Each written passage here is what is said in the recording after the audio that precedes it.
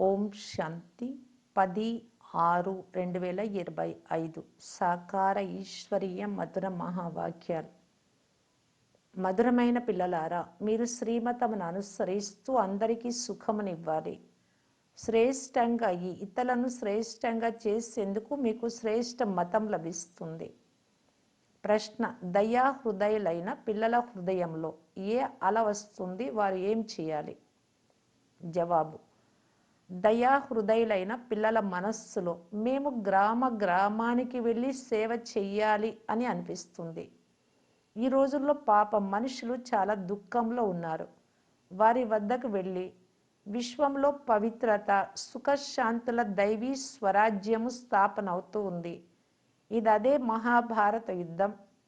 తప్పకుండా ఈ సమయంలో తండ్రి కూడా ఉన్నారు. ఒకప్పుడు యుద్ధం జరిగినప్పుడు తండ్రి ఉండేవారు అని అంటారు కదా, అలా ఇప్పుడు తండ్రి ఉన్నారు అని సంతోషకర వార్తను వినిపించండి. ఓం శాంతి. మధురాతి మధురమైన పిల్లలు ఇక్కడ కూర్చొని ఉన్నప్పుడు మేము ఈశ్వరీయ సంతానమని తప్పకుండా భావిస్తారు. స్వయాన్ని తప్పకుండా ఆత్మగానే భావిస్తారు. శరీరం ఉన్నందువలన ఆత్మ దాని ద్వారా వింటుంది. తండ్రి ఈ శరీరాన్ని అప్పుగా తీసుకున్నారు, అందుకే వినిపిస్తూ ఉన్నారు. మేమిప్పుడు ఈశ్వరీయ సంతానము లేక ఈశ్వరీయ సంప్రదాయము, తర్వాత దైవీ సంప్రదాయాలుగా అవుతాము అని ఇప్పుడు మీరు అర్థం చేసుకున్నారు. స్వర్గాధికారులుగా దేవతల వలె ఉండేవారు. అంటే స్వర్గాధికారులుగా దేవతలు ఉండేవారు ఒకప్పుడు. మనం మళ్ళీ 5000 సంవత్సరాల క్రితం వలె దైవీ స్వరాజ్యము స్థాపన చేస్తున్నాము. మళ్ళీ మనమే దేవతలుగా అవుతాం. ఈ సమయంలో పూర్తి ప్రపంచం, విశేషంగా భారతదేశంలోని మనుష్య మాతృలందరూ పరస్పరము దుఃఖమే ఇచ్చుకుంటూ ఉన్నారు. సుఖధామం కూడా ఉంటుంది అని, ఒకప్పుడు ఉండేది అని వారికి తెలియదు. పరంపిత పరమాత్మ వచ్చి అందరికీ సుఖశాంతులను ఇస్తారు. ఇక్కడ ప్రతి ఇంటిలో పరస్పరము దుఃఖాన్ని ఇచ్చుకుంటూ ఉన్నారు. విశ్వమంతటా దుఃఖమే దుఃఖముంది. ఇప్పుడు తండ్రి మనల్ని 21 జన్మలకు సదా సుఖవంతులుగా చేస్తున్నారు అని పిల్లలైన మీకు తెలుసు. దుఃఖం ఎప్పటి నుండి ప్రారంభమైందో, మళ్ళీ ఎప్పుడు పూర్తి అవుతుందో వేరే ఎవరి బుద్ధిలో చింతన జరగదు. మనం ఈశ్వరీయ సంప్రదాయస్తులుగా ఉండే వారమని, వాస్తవానికి పూర్తి ప్రపంచంలోని మనుష్య మాతృలందరూ ఈశ్వరీయ సంప్రదాయస్తులని మీ బుద్ధిలో మాత్రమే ఉంది. ప్రతి ఒక్కరూ వారిని తండ్రి అని పిలుస్తారు. ఇప్పుడు శివబాబా మాకు శ్రీమతముని ఇస్తున్నారు అని పిల్లలైన మీకు తెలుసు. శ్రీమతము ప్రసిద్ధమైనది, సర్వశ్రేష్టమైన భగవంతునిదే సర్వశ్రేష్టమైన మతం. వారి గతి మతి భిన్నమైనవి అని మహిమ ఉంది. శివబాబా శ్రీమతం ఎలా ఉన్నా మిమ్మల్ని ఎలా తయారు చేస్తుంది? స్వర్గానికి అధికారులుగా చేస్తుంది. ఇతర మనుష్య మాతృలంతా నరకానికి యజమానులుగా చేస్తారు. ఇప్పుడు మీరు సంగమ యుగంలో ఉన్నారు. ఈ నమ్మకం అయితే ఉంది కదా. నిశ్చయ బుద్ధి కలవారి ఇక్కడికి వస్తారు. బాబా మనల్ని మళ్ళీ సుఖధామానికి యజమానులుగా చేస్తున్నారు అని కూడా గ్రహిస్తారు. మనమే 100% పవిత్ర గృహస్థ మార్గంలోని వారిగా ఉండే వారము అనే స్మృతి కలిగింది. 84 జన్మల లెక్క కూడా ఉంది కదా. ఎవరెవరు ఎన్ని జన్మలు తీసుకుంటారు, తర్వాత ఏ ధర్మాలు వస్తాయో వారి జన్మలు కూడా కొద్దిగానే ఉంటాయి. ఇప్పుడు మేము ఈశ్వరీయ సంతానము అని పిల్లలు నిశ్చయించుకోవాలి. అందరినీ శ్రేష్టంగా చేసేందుకు మనకిప్పుడు శ్రేష్ట మతం లభిస్తోంది. మన తండ్రి మనకు రాజయోగాన్ని నేర్పిస్తారు. వేద శాస్త్రాలు మొదలైనవన్నీ భగవంతుడిని కలిసే మార్గాలు అని మనుషులు భావిస్తారు. కానీ భగవంతుడు చెప్తున్నారు, వాటి ద్వారా ఎవ్వరూ నన్ను కలవలేరు, నేనే వస్తాను. అందుకే నా జయంతిని ఆచరిస్తారు. కానీ ఎప్పుడు ఎవరి శరీరంలో వస్తానో బ్రాహ్మణులైనా మీకు తప్ప వేరే ఎవ్వరికీ తెలియదు. ఇప్పుడు పిల్లలైనా మీరు అందరికీ సుఖం ఇవ్వాలి. ప్రపంచంలో అందరూ ఒకరికొకరు దుఃఖంనే ఇస్తారు. వికారాలలోకి వెళ్ళడము అంటే దుఃఖం ఇవ్వడము అని వారికి తెలియదు. ఇది చాలా గొప్ప దుఃఖం అని ఇప్పుడు మీకు తెలుసు.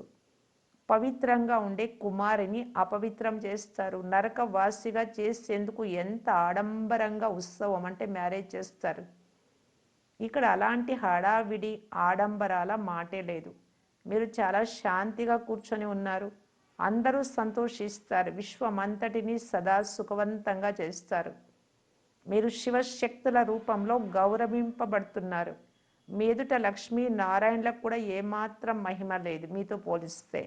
శివశక్తుల పేరే ప్రసిద్ధమై ఉంది. ఎందుకంటే తండ్రి ఎలా సర్వీస్ చేస్తారో అందరినీ పవిత్రం చేసి సదా సుఖవంతులుగా చేశారో అలా మీరు కూడా తండ్రికి సహయోగులుగా అయ్యారు. కనుక శివశక్తులైన మీకు భారత్ మాతలకు మహిమ ఉంది. ఈ లక్ష్మీ నారాయణులు రాజా రాణులు. వారి ప్రజలంతా స్వర్గవాసులు. అదేమైనా పెద్ద విషయమా? వారు ఎలాగైతే స్వర్గవాసులు అలా ఇక్కడి రాజా రాణులు అందరూ నరకవాసులు. అలాంటి నరకవాసులను మీరు స్వర్గవాసులుగా చేస్తారు. మనుషులకైతే ఏమీ తెలియదు. పూర్తి తుచ్చ బుద్ధి కలవారిగా ఉన్నారు. ఏమేమో చేస్తూ ఉంటారు.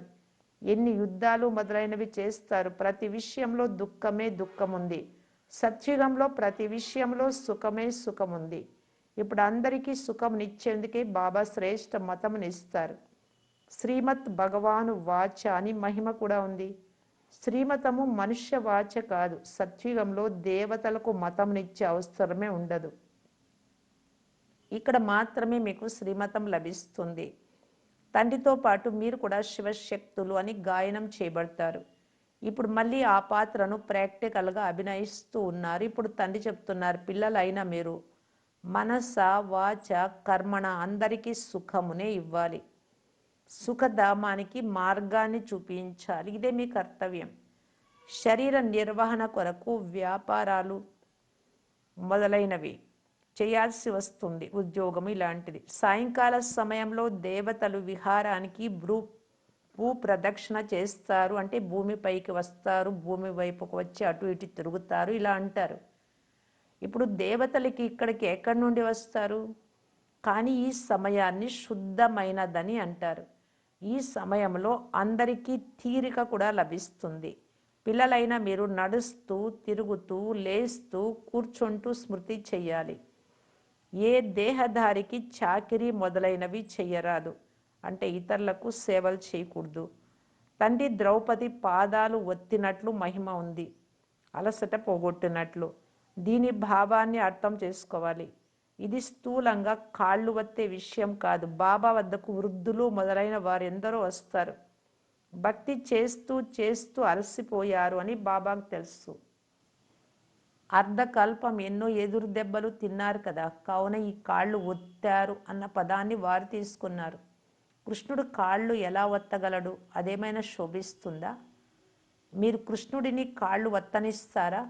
కృష్ణుడిని చూడగానే అతన్ని కౌగలించుకుంటారు. అతడిలో చాలా చమత్కారం ఉంటుంది. కృష్ణుడు తప్ప మరే విషయము బుద్ధిలో కూర్చోదు. అతడే అందరికంటే తేజోమయుడు. అంత చిన్న బాలకుడైన కృష్ణుడు మురళి నడిపించాడు అనే విషయమే శోభించదు. ఇక్కడ మీరు శివబాబాని ఎలా కలుసుకుంటారు? శివబాబాను స్మృతి చేస్తూ తర్వాత వారి వద్దకు రండి అని పిల్లలైనా మీకు చెప్పాల్సి ఉంటుంది. మమ్మలను శివబాబా 21 జన్మలకు సుఖవంతంగా చేస్తారు అని పిల్లలైన మీకు లోపల సంతోషం ఉండాలి.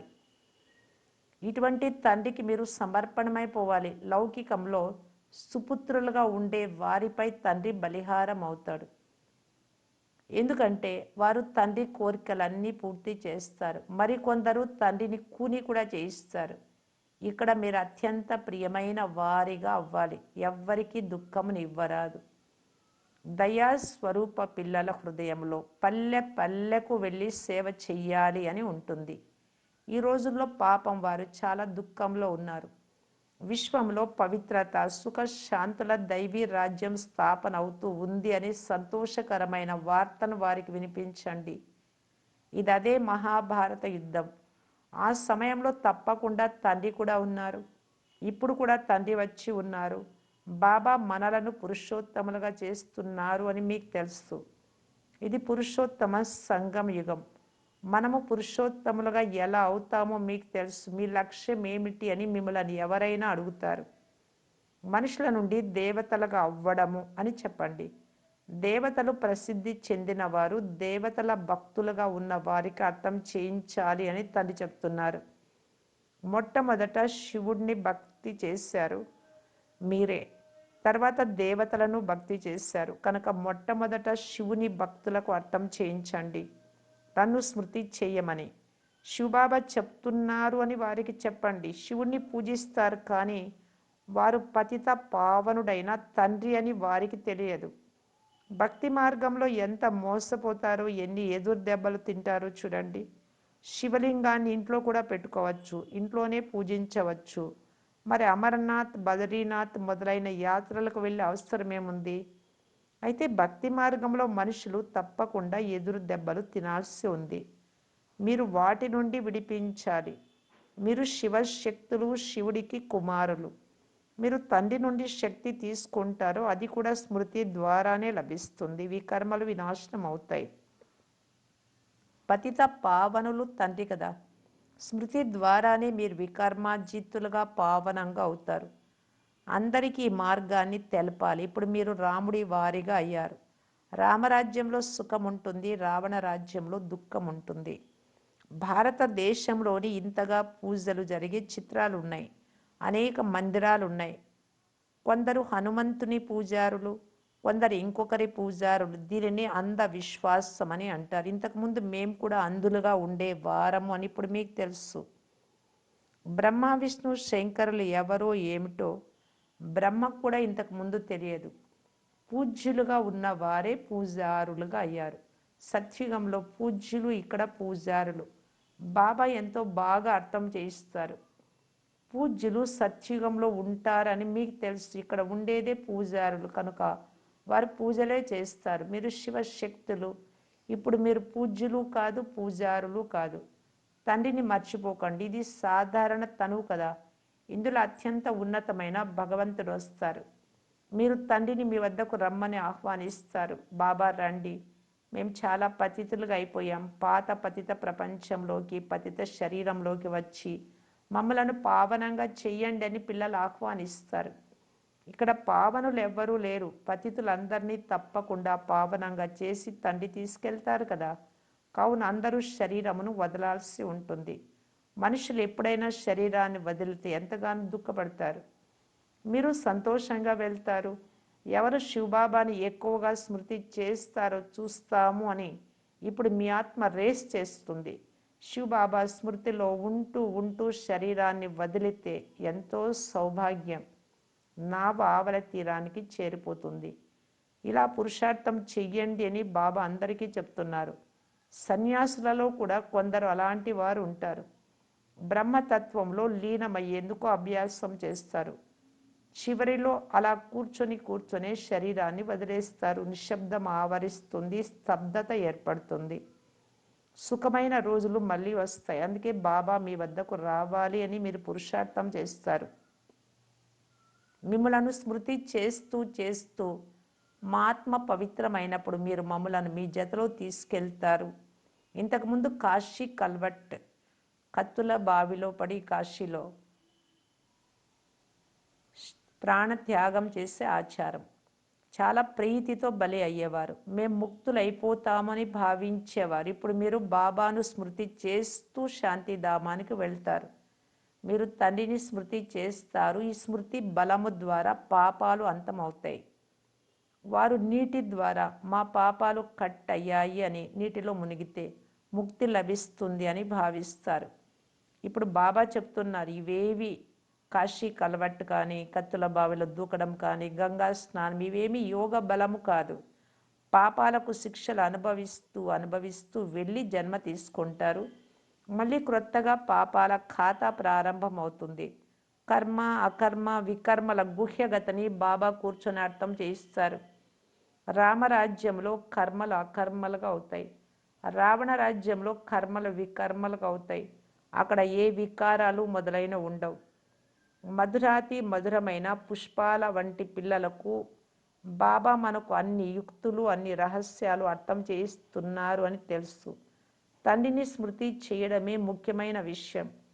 పతిత పావనుడైన తండ్రి మీ సన్ముఖంలో కూర్చొని ఉన్నారు. ఎంత నిరహంకారులు, ఎలాంటి అహంకారము లేదు. పూర్తి సాధారణంగా నడుస్తూ ఉంటారు. బాప్ దాదా ఇరువురు పిల్లల సేవకులే. మీకు ఇద్దరు సేవాదారులు ఉన్నారు. సర్వశ్రేష్టమైన శివబాబా ప్రజాపిత బ్రహ్మ. వారైతే త్రిమూర్తి బ్రహ్మ అని అనేస్తారు, వారికి ఏమీ అర్థం తెలియదు. త్రిమూర్తి బ్రహ్మ ఏం చేస్తారో ఏమీ తెలియదు. మంచిది. మధురాతి మధురమైన అపురూపమైన పిల్లలకు మాతాపిత బాప్ దాదాల ప్రియ స్మృతులు మరియు గుడ్ మార్నింగ్. ఆత్మిక పిల్లలకు ఆత్మిక తండ్రి నమస్తే. ధారణ కొరకు ముఖ్య సారం. ఫస్ట్ పాయింట్, మేమీశ్వరీయ సంతానం శ్రేష్ఠ మతానుసారం నడవాలి అని సదా నిశ్చయం ఉండాలి. ఎవ్వరికీ దుఃఖం ఇవ్వరాదు, అందరికీ సుఖమునిచ్చే దారిని చూపించాలి. సెకండ్ పాయింట్, సుపుత్రులుగా అయ్యి తండ్రిపై బలిహారవ్వాలి. బాబా గారి ప్రతి ఆశను పూర్తి చేయాలి. ఎలాగైతే బాప్ దాదా నిర్మాణులుగా నిరహంకారులుగా ఉన్నారో అలా తండ్రి సమానంగా అవ్వాలి. వరదానము, స్వ ఉన్నతి ద్వారా సేవలో ఉన్నతి చేసే సత్యమైన సేవాధారీ భవ. సేవ యొక్క ఉన్నతి కొరకు విశేషమైన ఆధారం స్వ ఉన్నతి. స్వ ఉన్నతి తక్కువగా ఉంటే సేవ కూడా తక్కువగా ఉంటుంది. కేవలం ఎవరికైనా నోటి ద్వారా పరిచయం ఇవ్వడమే సేవ కాదు, కానీ ప్రతి కర్మ ద్వారా శ్రేష్ఠ కర్మల ప్రేరణ ఇవ్వడం కూడా సేవయే. ఎవరైతే మనసా వాచ కర్మన సదా సేవలో తత్పరులై ఉంటారో వారికి సేవ ద్వారా శ్రేష్ఠ భాగ్యం యొక్క అనుభవం అవుతుంది. ఎంతగా సేవ చేస్తారో అంత స్వయం కూడా ముందుకు వెళ్తారు. తమ శ్రేష్ఠ కర్మ ద్వారా సేవ చేసేవారు సదా ప్రత్యక్ష ఫలాన్ని ప్రాప్తి చేసుకుంటూ ఉంటారు.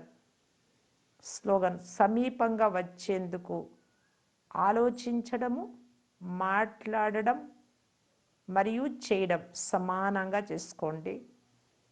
అవ్యక్త సూచన, అంతర్ముఖులై ఆత్మిక స్థితిలో ఉండే అభ్యాసం చేయటానికి బాప్ దాదా తెలియజేస్తూ ఉన్నారు. ఏకాగ్రతకు ఆధారము అంతర్ముఖత. అంతర్ముఖతలో ఉండుట వలన సూక్ష్మ శక్తుల లీలలను అనుభవం చేస్తారు. ఆత్మిక స్థితిలో ఉండి ఆత్మలను ఆహ్వానించడము, ఆత్మలతో ఆత్మిక సంభాషణ చేయడము, ఆత్మల సంస్కార స్వభావాలను పరివర్తన చేయడము, ఆత్మల కనెక్షన్ను తండ్రితో జోడించడం, ఇటువంటి ఆత్మిక లీలలు అనుభవం అవుతాయి అంతర్ముఖత ద్వారా. ఓం శాంతి.